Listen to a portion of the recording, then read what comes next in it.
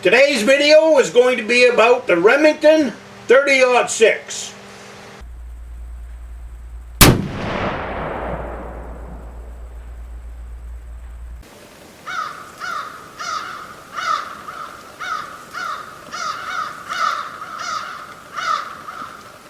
Good morning. My name is Tom. I come to you from the Rustic log cabin in Northern Maine.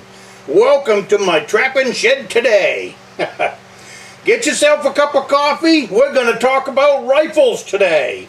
We're going to open up a big can of worms. I've been wanting to do this video for a while. It's just a matter of just having time to do it, that's all. So I'm down here working in the shop today. I've got some benches to build for the tree stands, and then I'm working on about 30 raccoon traps right now, making them legal for the state of Maine. So as it gets warmer today, I'll be building benches outside, and as the temperature comes up, then I'll move in here and start working on them traps.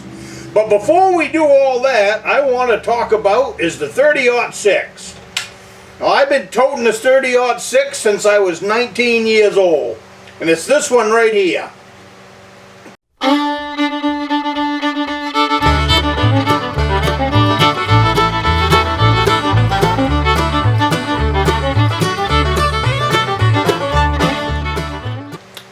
This is a pump, 30-06, 5-shot. It's a model 7600. Nothing fancy for a scope on top, just a Bushnell scope.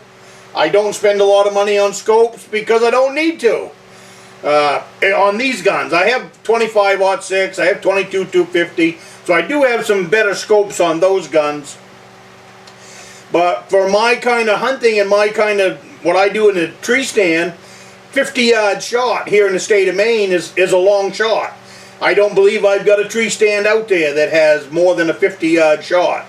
I like to be up close and personal. I like to see the animal coming in. I like to size it up. I like to be right on top of it.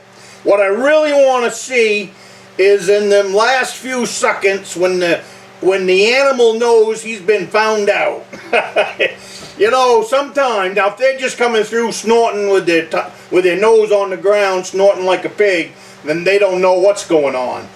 But when one is sneaking in 1 foot at a time to check out your scent, or to check, you know, I put out them scent bottles, dough and heat bottles.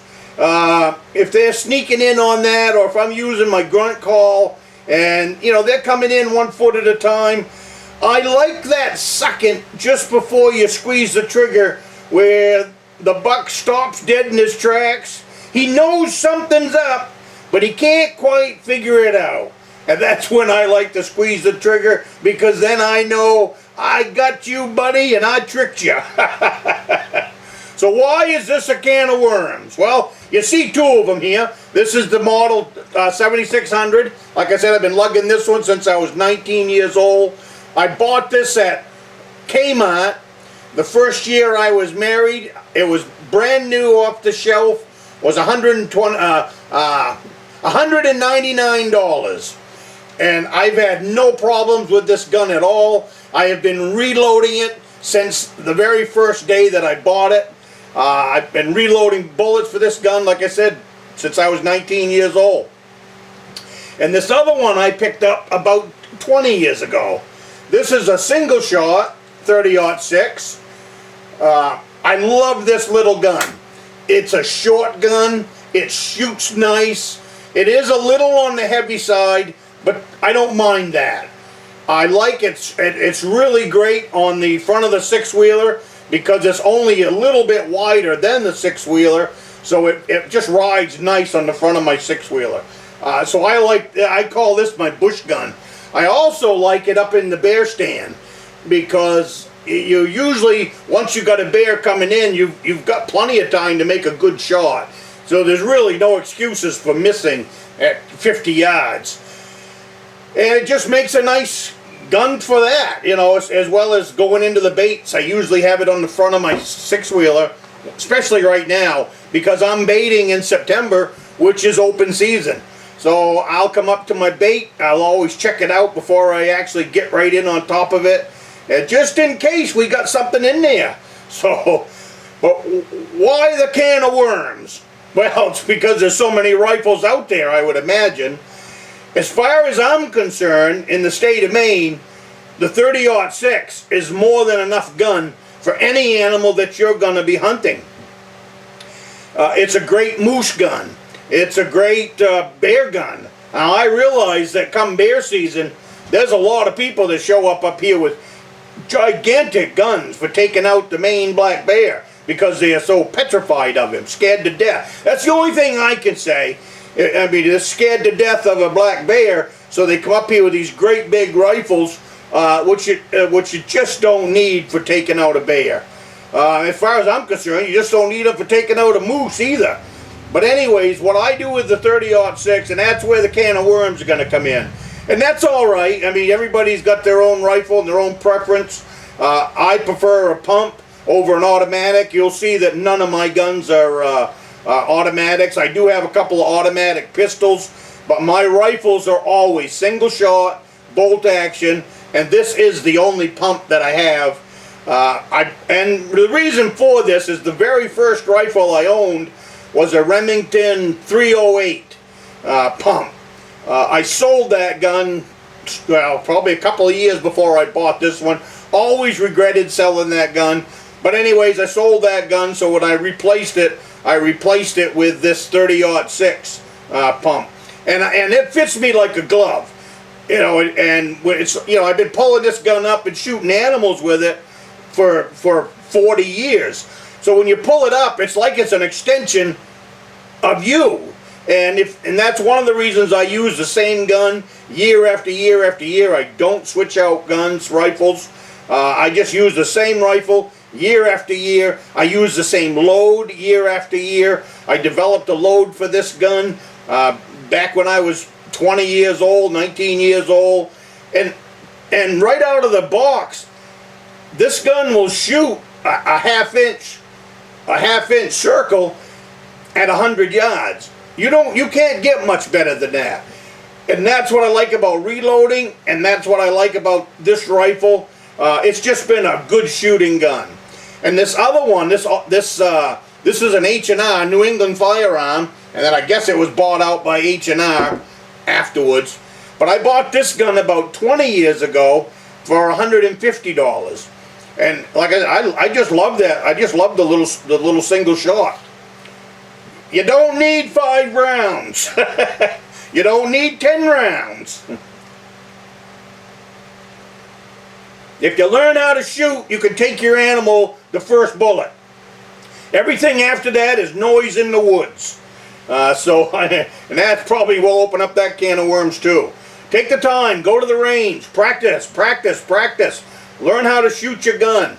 And get out there in the woods and don't take those pot shots. Wait until you got a good shot and then take your animal. That's where I come from.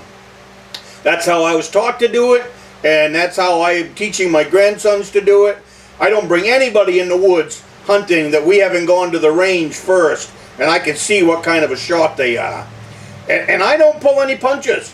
If they're a crappy shot, they don't go hunting with me, because I don't want an animal out there full of lead or wounded and we lose it because it was a piss poor shot that was taken at a nice buck, or a doe for that matter. We don't need them animals out there dying, not being accounted for. So that's my whole thing. If you want to hunt with me, I got some nephews and stuff that want to hunt with me, and other people that come along hunting. I make sure that they can shoot, and they can shoot to my standards.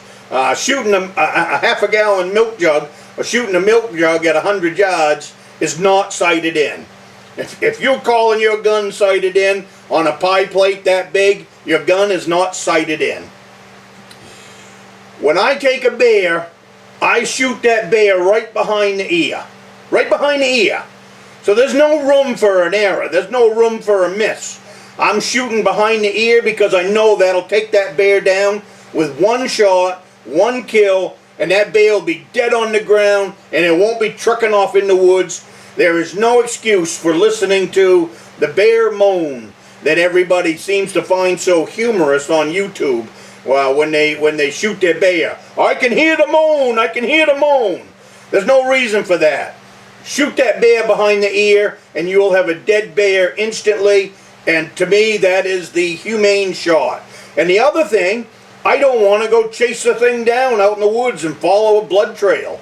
I want that bear to drop right there at the barrel. Done deal. I can see it from the tree stand.